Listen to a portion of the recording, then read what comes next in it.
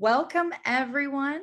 Thank you for joining us today. So the date is July 20th, and this is our first session in the next segment of Insights from the Field. And today we will be spending our time focused on the art of the offer. My name is Zarina Jaeger, and I am a Senior Agent Experience Manager here at Avenue 8. I will be the host for today's session, and today I am joined by the Alan Long. I'll pass the mic his way to introduce himself. Well, I think most of you know who I am, so I'm not going to belabor you with my biography or talk to you about my Lifetime Achievement Award, et cetera, et cetera. So we're just gonna get right in what we're going to discuss. One thing I want to explain to everybody that my presentation and any of my presentations are but recommendations to you of how you might want to consider doing your presentations. This works for me. It may not work for everybody. So instead of concentrating on my delivery, rather focus on what my intent is, and then structure your presentation around what the intent is. And my intent today is to create a consummated transaction between two parties. And that's why I'm going to push for a presentation in person, because I have found I'm more effective figuring out what people's needs and wants are when I meet with them face to face. Now, I'm going to give you a little advice that you should take with you through the end of your career. And a very intelligent judge told this to me. When we're talking about what we do, it's a transaction, it's not a deal. And I have to stop myself all the time from doing that. But a transaction lends a great deal of credence to what we're doing versus a deal. To me, anything over $100,000 warrants being called a transaction. And a very intelligent judge told me that. He said, "Kid, you got a future in this business, but here's a bit of advice: call it a transaction and not a deal." So as you're working through it, especially when you're talking to the public, it's one thing when we're talking about ourselves. So what I'm trying to do is create a transaction here, and that's my intent. That's my end goal. Okay. In order to create a good transaction, I need to create a very good working relationship with two very important people, one being the listing agent, the other being the seller. My relationship with the listing agent begins before I even call them to set up the appointment to show the house. Now, what do I mean by that? This client in particular, I've decided I'm going to take him out and show him 5 houses. I've gone on the MLS on each one of those 5 houses. I have copiously read what's in the MLS. I start at the upper left-hand corner and I work my way all the way down to the bottom right-hand corner to see all the information that the listing agent has put in there. There's 2 very important things that are on our MLS listing that you need to take advantage of. And I do this in order to get information before I even call the listing agent to set up the showing. The first thing that I go on to look at is days on the market. I want to know, when did this listing start? At what price did they start? And what's gone on historically? What did this person pay for the property? How long had it been on the market before they paid for the property? Have they offered it up for lease? Has it been on the market between then and now? I want to know all that information. The second thing I want to know is, boom, I push on the assessor's parcel number, and what do I get there? I get to see who's on title. I get to see when they bought it. I get to see how much they paid for it. And I also get to see how much their first trust deed is. Now, whether or not I'm going to use any of this information and share any of this information is another whole thing, but I want to know what this information is going to be. So I've got my 5 houses together, and the house that I want to show that my client is ultimately going to make an offer on is a property at 6345 Bryn Mawr Drive. It's listed for $2.2 million. Now, I know by doing my work before I call the listing agent that this client paid $1.2 million for the property, and they're now on the market for $2.2 million. The other wonderful thing about the MLS is I can go back and see when they bought the property at $1.2 million, what did it look like? Because I know what it looked like now, and so I can deduce how much money they put into the property. Okay, so when I do my homework on this, as I said, I find out that in 2018, this person paid 2.2 million for the property. 4 years later, they've got it back on the market at literally $1 million more than that. I also note that it's the listing agent who now has the property who sold them the property. Again, why do I want this information? So I know who I'm dealing with. So I know that most likely the listing agent who sold the property to the seller has some real vested interest in seeing that it's gone up $1 million. They may have told them they could make $1 million on the property. Okay, so I've got all this information before I call the listing agent. And now I'm going to pick up the phone and I'm going to call the listing agent. The listing agent happens to be Nick Segal. Zarina was going to be the listing agent, but we thought that Nick could give me a much harder time about doing what I want to do. And so Nick is going to be the listing agent that I'm going to talk to, and Zarina is going to become our seller. So the very first thing after I've got all my lists done and my times done, I now pick up the phone and I call the listing agent. So here we go. Hi, Nick. This is Alan Long. How are you? I'm doing great, Al. What's going on? Well, I noticed that you've got this wonderful listing on Bryn Mawr Drive, and I think I have the absolute perfect client for your house. That's awesome. And I would like to know if I could show the listing, let's say tomorrow at 11:30. You want to show the listing? Yeah, sure, no problem. Great. I will be there at 11:30 with bells and whistles on and look forward to seeing you. Great. Thanks, Nick. Okay, so tomorrow comes. What do I do in the morning? I send Nick a text confirmation. Hey, Nick, going to see you tomorrow at 10:30 at your house in Bryn Mawr. So looking forward to it. And I also send the same confirmation to my client.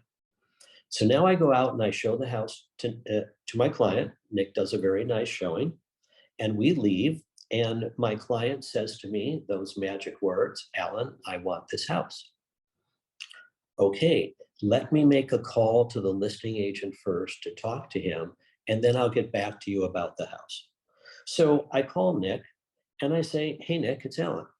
How'd it go? How'd the showing go? It went wonderful. Fantastic. It went wonderful. And I don't know if you noticed what a wonderful lady Kathy, my client, is. She's lovely. But just a little background, she's recently widowed. She has 2 adult sons. She is actually a doctor at the City of Hope. She runs the genetic counseling division. She's been there for 20 years. She's 20% down. She's super well qualified, super ready to go, and she loves your house. That's awesome. So here's the one issue we kind of ran into.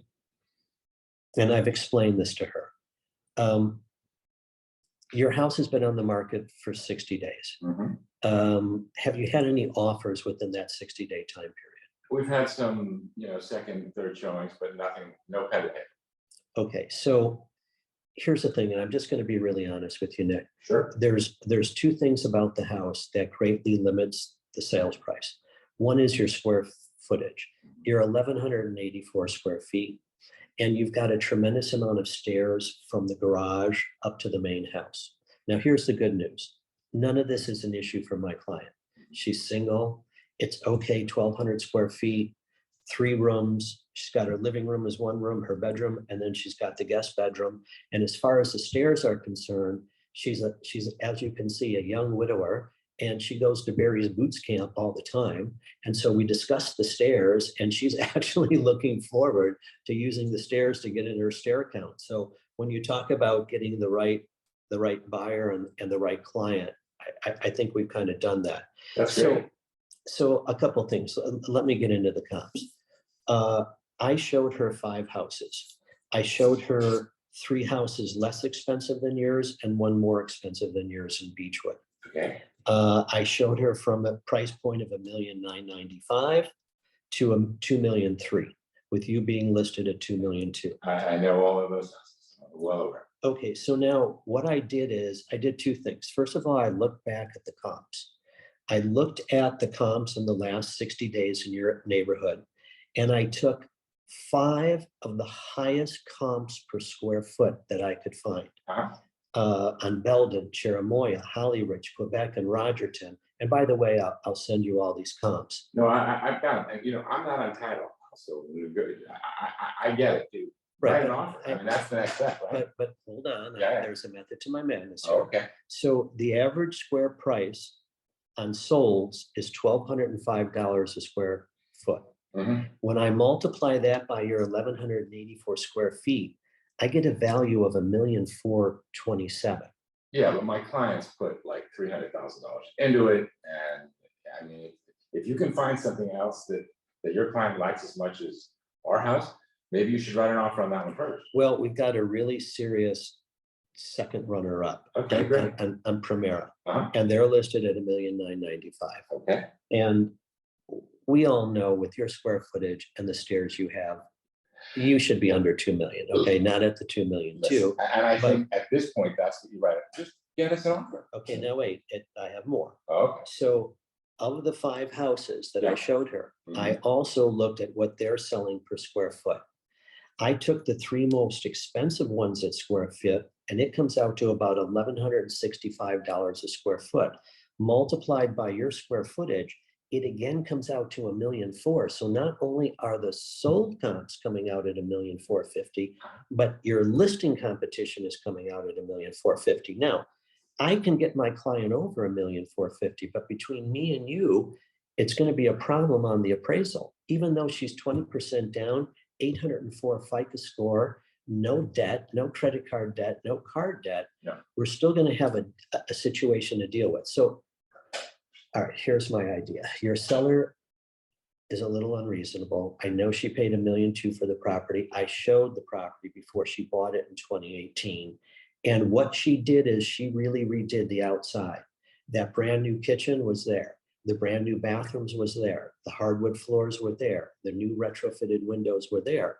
What she did is the backyard was a wasteland, and she did a beautiful job with it. So here's my thinking, Nick. We got a lot of work to do to get your client into the reality of where the market is saying the value of her house is. And I'm not even going into where I feel the market's moving. I'm just dealing with historical, real numbers right now. So here's my idea.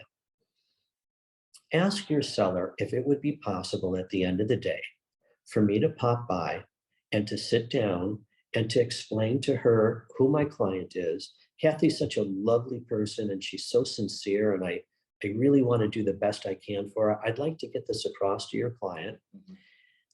Also, we can be really flexible with the escrow period. Kathy's in a rental right now, and all she has to do is give a 30-day notice.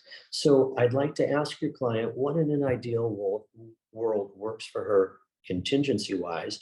And then I kind of have an unusual due diligence that I'm going to ask for. And I'd like to be able to explain the reason why I have that due diligence, because it's perfectly understandable.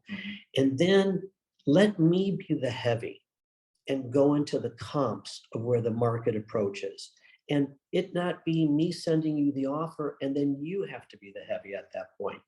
And here's how it goes. If she's agreeable to meet at 6:30, I come over to the house at 6:30. I've been to the house 3 times already, so it's not my first time. And I just say, where could we sit down to discuss? And she'll say the living room. We sit down. All I have is an Avenue 8 folder I bring in with me. No computers, no telephone, everything's left in the car. We sit in the living room. It's her, you, and me. I start by complimenting you. I start by complimenting the wonderful things she did at the house. I start to explain my wonderful client and how I think she's ideal for the house. And by the way, I noticed when we went through the house that your seller seems to be a very accomplished film director. And so we have 2 very accomplished women in their own fields. And so I think there's a lot of synergy. And then what will happen is I will leave my folder with you guys.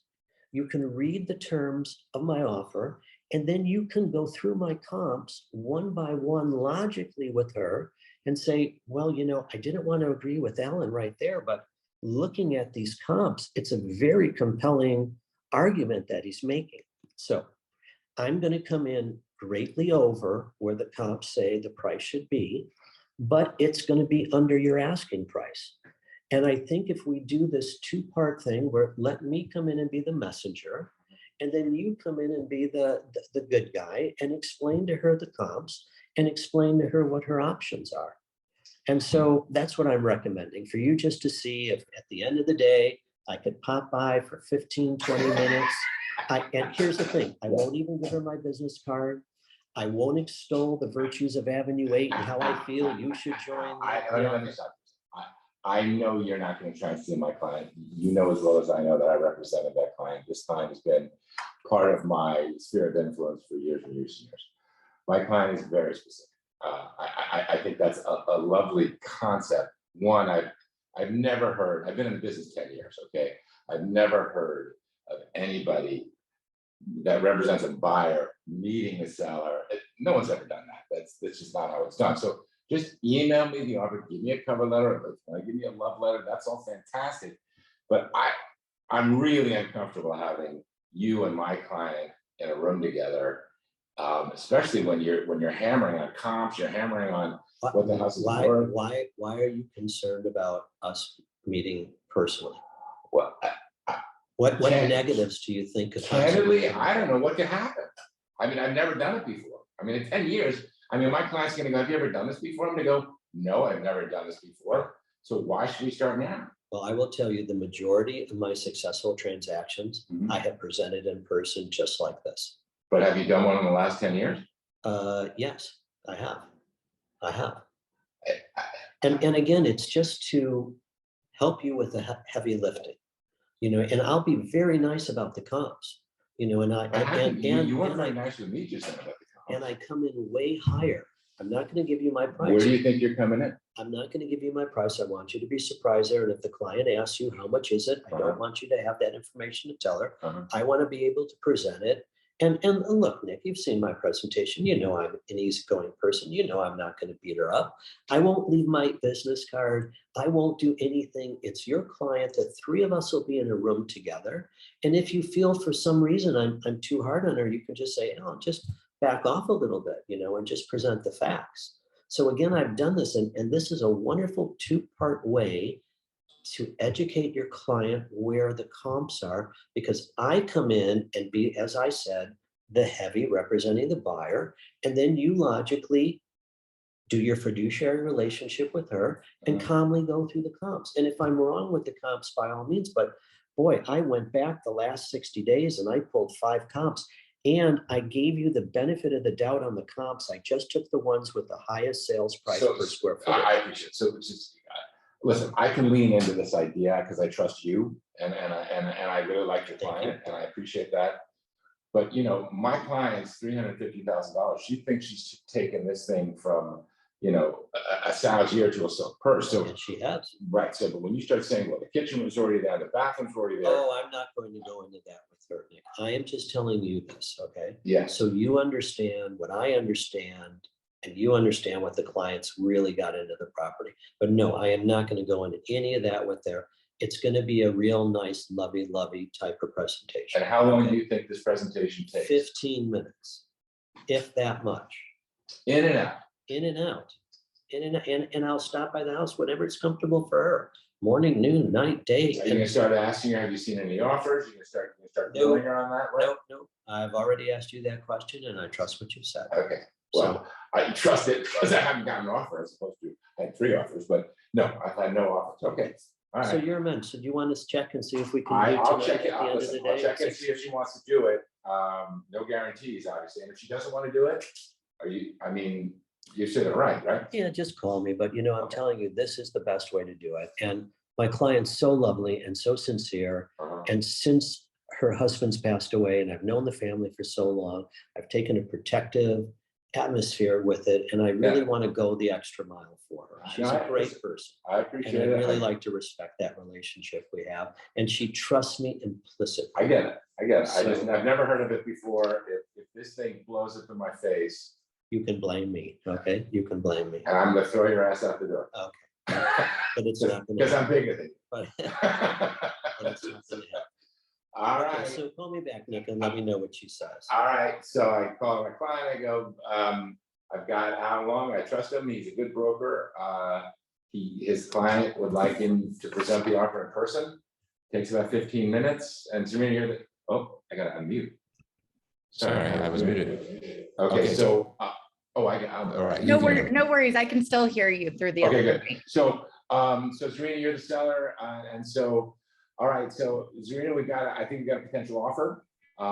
We've got someone who wants to actually, and candidly, I've never done this before. The agent for the buyer wants to present the offer himself, and on behalf of the client. I don't know what the offer is. We've been on the market 60 days. We haven't seen an offer. I think that's the great news. He says he's less than 15 minutes. He's a gracious guy. If there's any issue, if you feel uncomfortable with any of this at all, I can say time at Alan, thanks very much. And I can excuse him, but it may be nice to hear who the client is, what about the client they love about the house. You can ask questions of Alan, and I think that's a nice idea. And again, we don't normally get that opportunity. So I think it's worth a shot. I mean, we haven't seen an offer, I think, and she loves the house. And Right. Yeah. my recommendation is you do it. Well, I greatly appreciate your recommendation, and you know how much I trust you. I've known you for so long, Nick, and this house means a lot to me. So I'd like it to go to someone who, it would mean a lot to as well. So let's give it a chance and see how it goes. But obviously I'll fault him if it goes astray and not you. Yeah, and so, but just one thing, we're gonna play as much poker face as we can, okay? So when the offer, whatever that number is, we're not gonna really show our hand, we like it or we don't like it. Okay. Just say thank you very much for the offer, and that it's something that I'll need to think about, I'll need to consider in and out, and then soon thereafter, unless you have questions, we'll exit out, and you and I can talk amongst ourselves, okay? Sounds lovely. I'll hold my questions, and sounds like a great idea. Super. All right. So he wants to come by at 6:30 today. You good with that? Sounds Fantastic. great. All right, Al. Okay, I called my so client, so and now she's it's going for it. now it's 6:30. Great, Nick. Thank you so much for this. You'll see that this will really be helpful. So now it's at 6:30. What do you do when you're driving over there? Number one is you wash your car. I don't care what you're driving. I want it to look clean and sparkly when you pull up, because they may be looking at your car at that point. You're going to dress appropriately. I sometimes will even ask the listing agent, tell me about your client. Are they the Prada shoes type, or are they the easy type? Because I can go either way. So just kind of give me a little, no, she's very laid back, wear the easies, it'll be so much better. So I do that. I dress appropriately. And the other thing you have to be careful about, and this is because I did a lot of presentations in person, they're looking at your hands. You need to have well manicured fingernails. They can't be dirty, they can't be long, they've got to be really nice, and you have to be dressed nice. I don't care what you wear, but the shirt needs to be ironed. Do you see how my shirt is ironed here? Very important. Cuffs are ironed, et cetera, et cetera. Doesn't need to be labeled, it just needs to be clean, just like your car. Okay, the appointment's at 6:30. What time do I get there? 6:25. Ding dong. Hi, I'm sorry I'm early. It's a terrible habit I have, but I'm always 5 or 10 minutes early for anything. May I come in? So come on in, Alan, please meet Zarina. Nick lets me in. I say, Zarina, thank you so much for the opportunity to meet me. Where would you like us to sit? I think over here in the dining room would be fine. Great, then let's all sit down. Now, I have walked in with nothing but an Avenue 8 folder and the brilliant blue, very simple and whatnot. And we sit down, and now I set the folder on the coffee table or the dining room table. I never open the folder. It just sits there. And they keep looking at the folder, but I'm not opening the folder. So we sit down. I say, Zarina, first of all, I just want to start out by complimenting your listing agent, Nick. He has been so gracious. My client is a doctor, so she asked a million questions. He has treated every question like it's the very first time he ever heard it. We came to the house for 4 times. Every time we asked for an appointment, he didn't give me a hard time. I asked for 10:30 Wednesday. He said, fine, no problem. We got there. The house was set up. You have a consummate professional working for you. So, and I look forward to working for him, because I think that with him because I think we can get really along. So let me tell you a little bit about my client. Her name is Yeah. Kathy Blazer. She's a doctor. She runs the genetic counseling at City of Hope. She's been there for 22 years. She's brilliant, beautiful, and also recently widowed. She has 2 grown sons, so she'll be the only one living there at the house. So the Okay. fact that it's a 2-bedroom and 1,200 square feet, no problem. And you know, it's interesting. I always say that it's like putting puzzles together, matching the buyers and the sellers.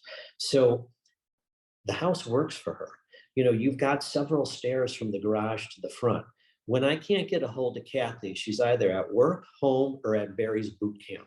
So to her, these stairs are just a great way for her to get in her stuff. She doesn't cook at home. She's not concerned about bringing groceries. She doesn't have pets, so she's not worried about carrying 25-pound bags of dog food or whatnot up the stairs. So she's really kind of like the perfect client. So now let's talk about the offer. Yeah. Here's some of the wonderful things about Kathy. She is right now in a rental.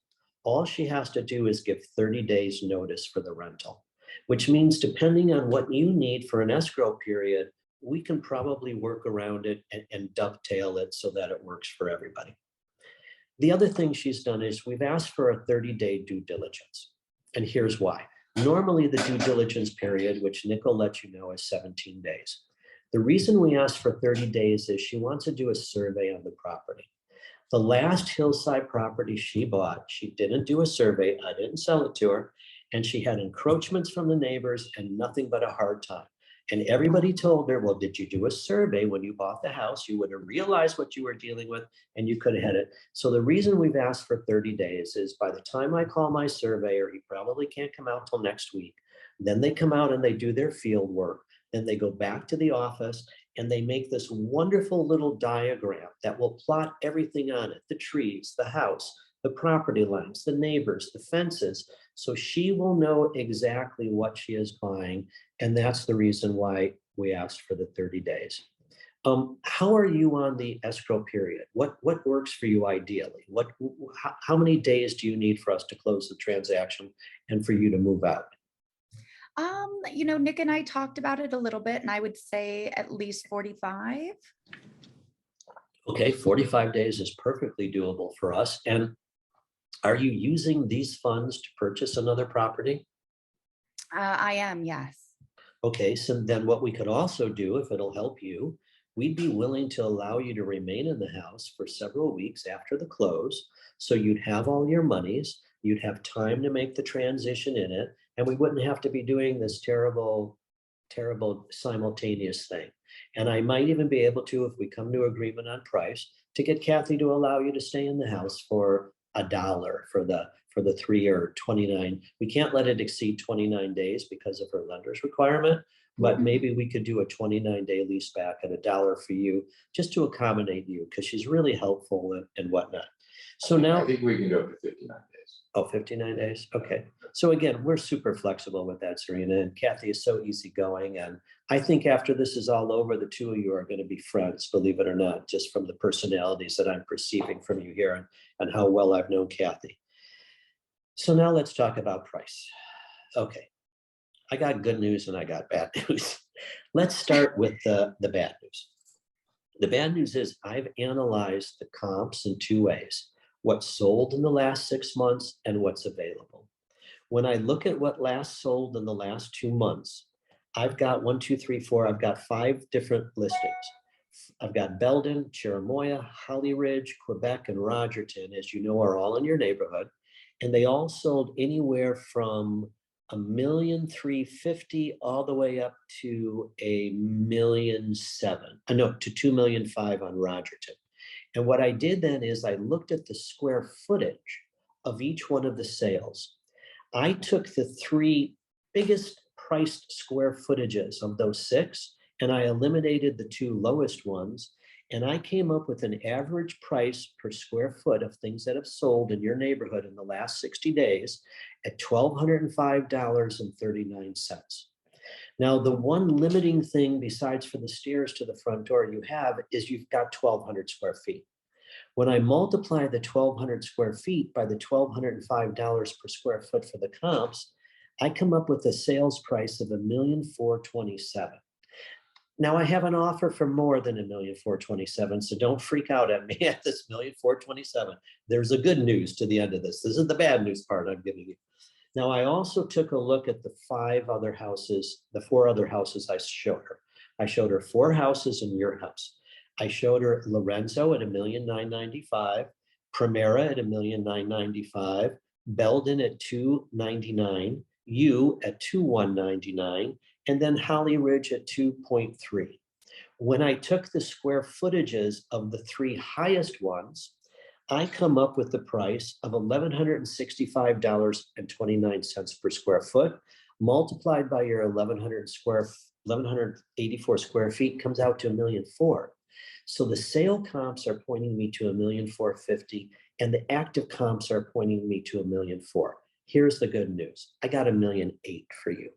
Okay, she's willing to go 4 million, and I've gone through all these comps with her so she understands what we're dealing with, because she's putting 20% down. We're going to the bank for an appraisal. This is what the appraiser is going to work off, is these sold comps and maybe the listing comps, because some of these listings may go in escrow, so it may add to the sold comps. But as you can see, the square footage for the listings they're asking is already less than the square footage for the properties that sold. So she's prepared for this. And I said to her, what do you feel? Because Zarina, you created an amazing ambiance at the house. I saw the house when you bought it in 2018, and the interior was good, but man, you opened the door to the backyard and it was a wasteland. You've created an oasis back there. I mean, I was shocked when I walked in the backyard and saw what you did in the beginning and the end. You put in the hot tub, you put in the cold plunge, you put in the sauna, you built that little area up above. She loves it all. And that's why she's willing to come in $400,000 more than what the comps say that we've got here. So Zarina, I said I tried to do this in 15 minutes. I think my 15 minutes is about up. But what do you think? What do you think of the price? Well, let me ask you a couple of things out. Because yes, who are you? Oh, the listing agent. Yeah, I'm sorry. Okay. I'm listening. Yeah. It was going great until you forgot who I was. But so is this the introduction of your client at 1.8? Where do you think your client goes? With the comp saying 1.4, Yeah. I don't think we're going much over 1.8. Well, you know, price per square foot is a diminishing return, right? So smaller homes can command a higher price per square foot. And clearly there's a reason your client is picking our house over the other 4 that she saw. So there is love there. Now I understand love only goes so far, and if price gets $400,000 of love we've got going here. Well, I understand. I appreciate it. It's a lot of love. But that's an ecstatic number, right? That's just that's a data point. There's no emotion in that. So I don't want to get into the negotiation with you now. I'm just asking a simple question. Is this, how much further do you think your client goes? Even if I could convince her to go higher, Mhm. how are we going to convince the appraiser to go over $1,427,000 with these 60-day comps? My suggestion would be we'll get to that when we get to that. Oh, that's lovely, but let's be realistic. Uh-huh. Let's try to look to the future. So if I get her to go to $1,850,000, Mhm. now we're $50,000 more than the comps. Now we're going to have even a harder time with the Okay. appraiser at that point. So All right. I mean, So is there really- anything else you want to share at this point? just that I've got a lovely client. Mhm. I'm a real easy person to work with, as you can get. And she's special and your house is special. And I'd like to put the 2 of them together. So I may not have the price, but I can bring you terms. I can make your life easy. And I can tell you, you're selling to a wonderful person who's really going to enjoy and love everything you've done to the house. So please try to take all that into consideration when you sit down and talk. So I'm going to leave you guys now here. And in this folder is my offer. And in the folder is the comps that I spoke about, both the ones that are sold and both the ones that are listed. And you guys go through it and let me know if you have any questions. Now, I will tell you one thing. I had a really lovely conversation with Kathy today. She said she wanted to let me know she couldn't sleep last night. She had good thoughts, but she's thinking about the house and she's super emotional about the house. So you guys, please take all the time you need. I'm not pressuring you, but the sooner we can get back to Kathy, the sooner she'll have a good night's sleep. So that's pretty much all I'd like to say. And again, thank you so much, Zarina, for taking the time. And Nick, thank you so much for arranging it. You're the consummate professional. And Zarina, I hope to see you in escrow. Well, thank you so much. And there are a lot of great attributes of the offer. So You're welcome. Thank you both That's very much and have a God. nice evening. Okay, so that's the presentation gig. So now here's my point. Why do I want to go through this effort and work so hard and not send it just the email with the DocuSign? Do you know how long that I've been working with Kathy? I've known this woman for 10 years. I've gone to each one of her son's bar mitzvahs. I've stayed in touch with her. I've sent her something of value every year so that she knows I'm in real estate. We've been out looking at houses. I've been educating her to this. I've spent months, if not years at this. Why then, when I brought her to this point, would I just write the offer on an email and send it in a DocuSign that's so impersonal and not be able to have this conversation? Because the purpose of the conversation was to establish a good working relationship with the listing agent and the seller, and for me to get information. And did you see, after I presented it, what did I say to her? How is the escrow period working for you? Why did I go there? Because that's the easiest one of the 3 points that I have. And I want her to engage and become part of the process and to start to make the commitment. And so she tells me 45 days. Okay, so now we're in agreement on the escrow period. We can do 45 days. Now, let me explain to you my due diligence. Now you understand the reason for the survey. Are you okay with the 30-day due diligence for the survey? Yes, she says. And now we get into the price. So I've got agreement with her on 2 parties, and I've brought her into the discussion. And now all we're going to come down to is going to be price. And I'm going to leave Nick to take care of that. But Nick, being the consummate professional, is going to say to Zarina, you know, Zarina, I didn't want to say anything in front of Alan, but I've looked at the comps and, you know, he's spot on. And we are going to have this problem with the appraisal.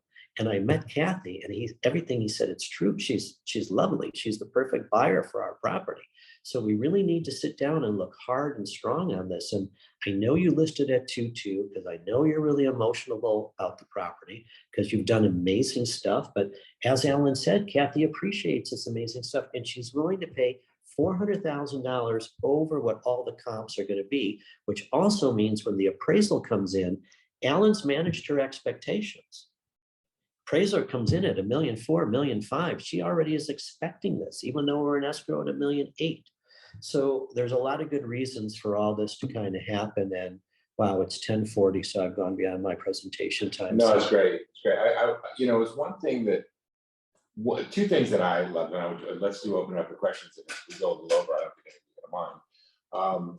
I love the way you just steamrolled me on the intro of this idea of presenting in a person. You had your 4 points, and it's almost like you breathed through your ears. You just kept talking, so there was no entree, but the logic of it made so much sense. I was going to be much tougher out of the gate. I was, there's no way in God's green earth or blue earth you're getting in front of my client to present your offer. But the way that you set that up, the only thing that I may have, and the reason I was at all demonstrative when I was representing Zarina is, if you're on the other side of this as a listing agent, there is always that great question. This is an introduction. How much further can you go? And if I were you, I wouldn't have even gotten into it. I said, listen, this is our introduction. I don't know how much more there is. You guys talk amongst yourself, as opposed to us starting to negotiate it in front of the client. That was the only thing I would have. Right. But I wanted to let you know there's really not room. The comps are saying $1.4 million. I bring in $1.8 million. This is a kiss on both cheeks. Right. So to want to know, ask me more. I could have gotten a little insulted, but that's not the point of this. Exactly. I'm to be your best friend and say, you know what, this is just, it's 400,000 over the comps. That's the message. Right. You know. So yeah. So okay. Anybody got any questions? Yes. So I'll feed a few over here, Alan. In the beginning of the role play, you did disclose the buyer's occupation and source of funds. Is that okay and cool? Oh, for sure. I am trying to build her into being Wonder Woman. Okay. Between the Barry's workout camp and her being brilliant and beautiful, you know, And a saint, and she's well qualified, and she's got the money and the reserves and all of that. You know, this is This is me guiding her to what she's going to have to deal with in resale. Because in resale, and again, next session is going to be that I've shown Kathy these 5 houses, and now she says she wants to bid on this one. So that'll be next week's show, and you'll understand how I explained to her all the things she's going to have to deal when we go to resale, because I'm going to get the resale.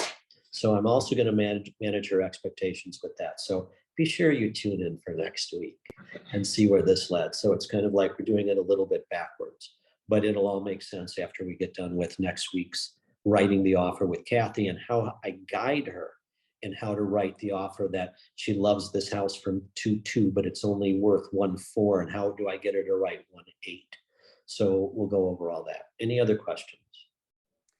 We have a few comments here. We have Certainly. Joseph Trevis letting us know that you are also doing it because you're an experienced consummate agent. And that's why you're meeting in person. And then he would also ask Alan if the buyer is able to put down a higher down payment in the event of the appraisal is below the offer price.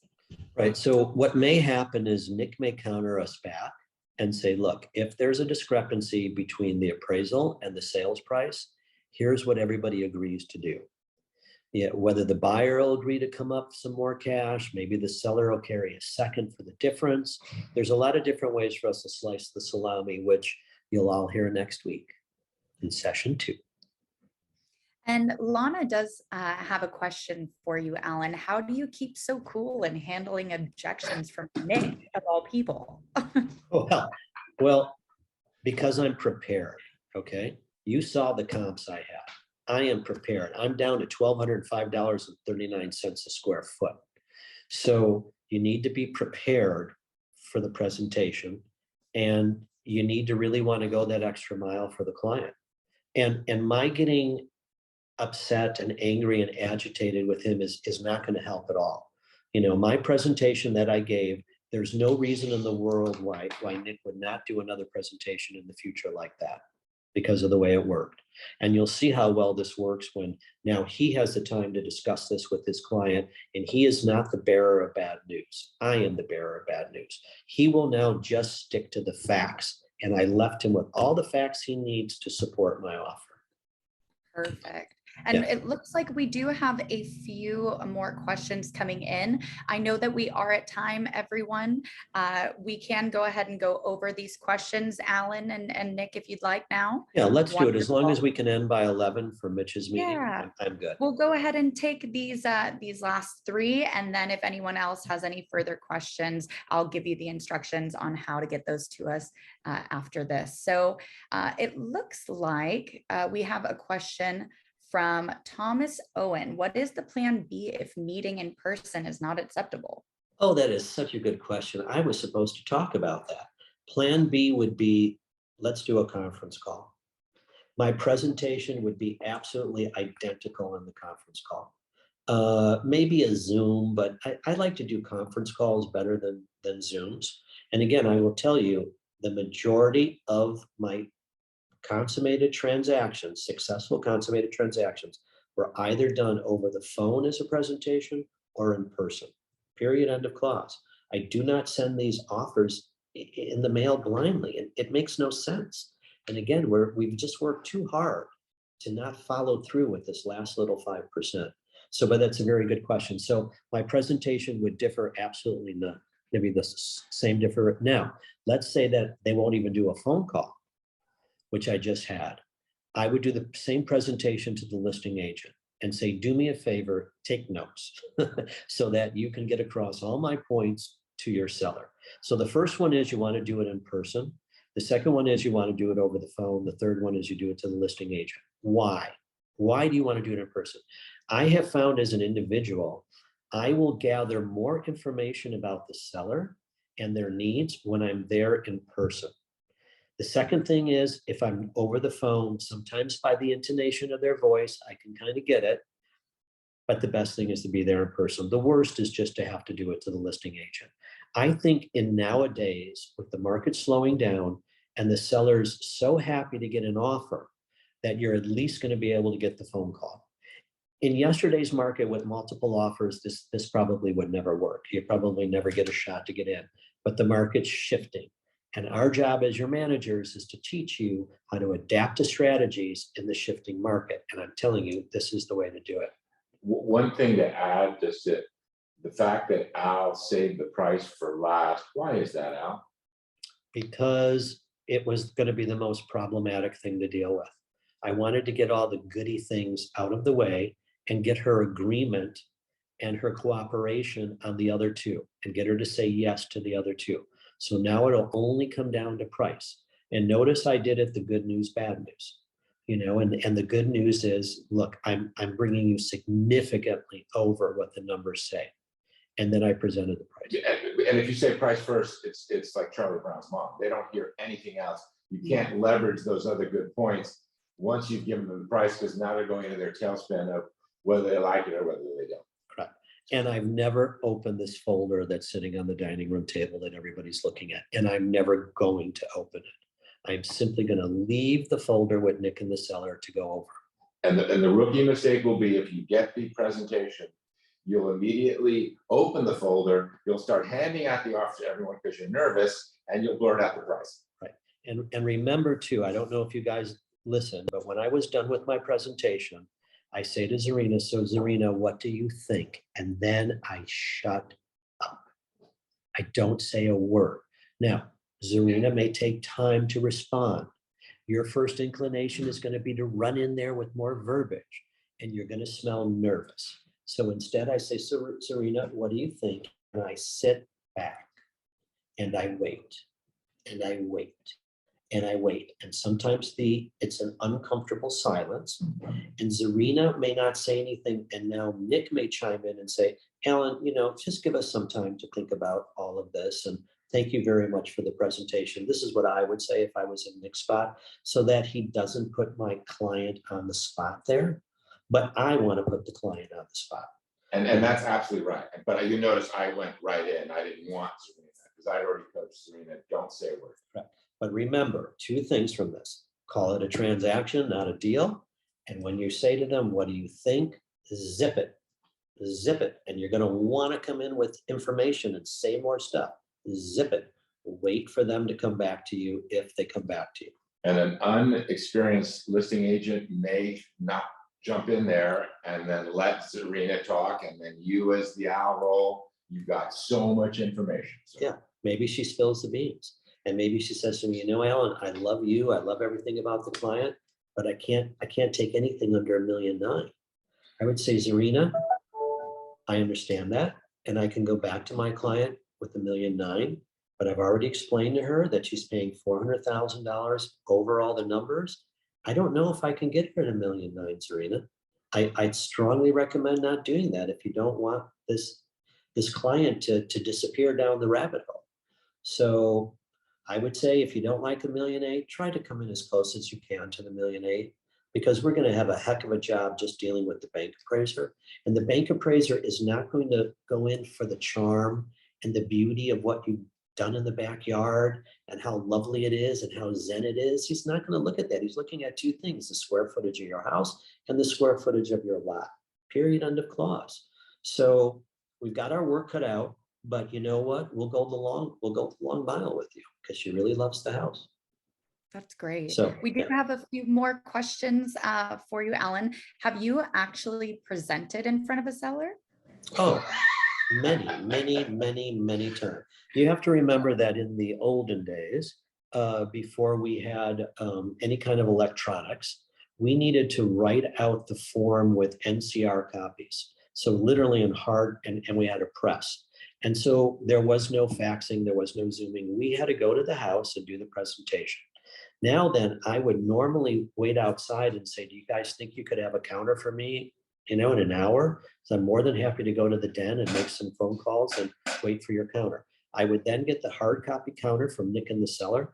I'd have to get in my car because I told the buyer, are you going to be up until 9 o'clock? I'm driving over to your house with the counter. I'd drive over to their house with the counter, present the counter to them. Maybe they'd sign it. Maybe they'd make a change. I'd get in the car and drive it back to the seller and the listing agent, because before I left, I told them, I'm taking the counter to the buyer right now. Can you all wait here for a little bit? So we were just driving back and forth and doing all this. So it was the only way to present the offers were in person. So yes, I've done this many, many, many, many times, and it's Awesome. always worked. It's an empowering art form. When you get your arms around this, your success rate goes through the roof. Most definitely.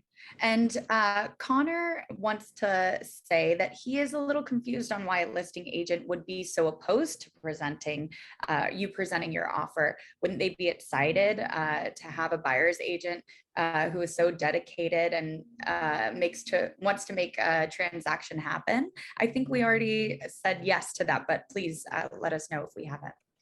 Again, my whole point to the listing agent is I'm going to make your life easier. Let me help you make your life easier. And that's the key to getting the listing agent on your side at that point.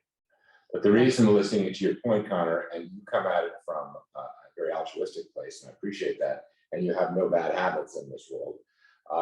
Most listing agents, if there's any level of insecurity that they could possibly lose the client to someone who's smoother, better, more comprehensive, more confident they are, they could be, if this listing is almost up and Alan comes in and does a great job, Alan may get, the rebound listing when my listing expires. So there's all sorts of fear-based things that can come into the equation. That's why the way Al positioned it gives everyone the best chance for a meeting of the minds. It's a perfect point. If we don't make this deal and this listing expires, I guarantee you I'm getting a call from the seller.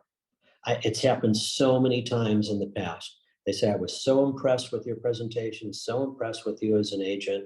It didn't sell. Would you consider relisting the house? Well, you're the only one that brought an offer. Right. That often becomes the final nail in the coffin. Or I'm the only one who presented the offer in person. And that's the other thing. So, this will serve you so well in so many ways. The fact that we got away from doing it is only a function of the marketplace that we were in and technology. Otherwise, we would still be doing this constantly. Yeah, definitely. We have another question from Ellen. You never asked the listing agent how he priced it. I would want to know how he arrived at that price. Doesn't he lose credibility around pricing? First of all, it's probably the seller who came up with the price, and I'm not going to rub his nose in it right now.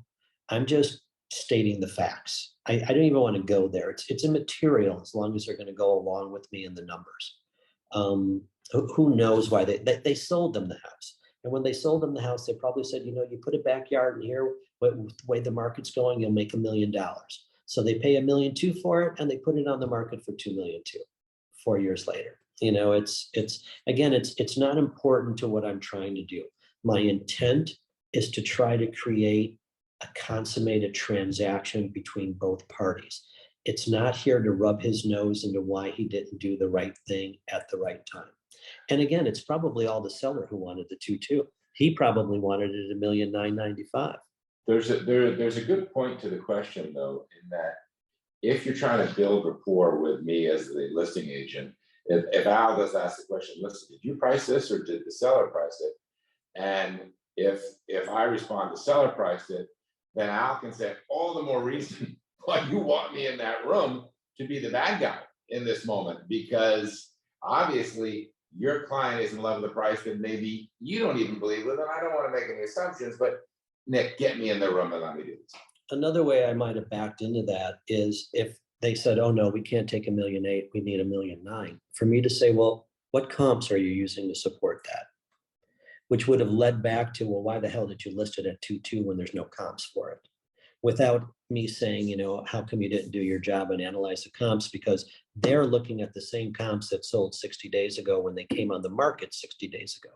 They just weren't paying any attention to them for whatever reason. So that's probably the way I'd back into it, is if they said they wanted more money, for me to say, please give me some comps. It will help me with my client, knowing there are no comps.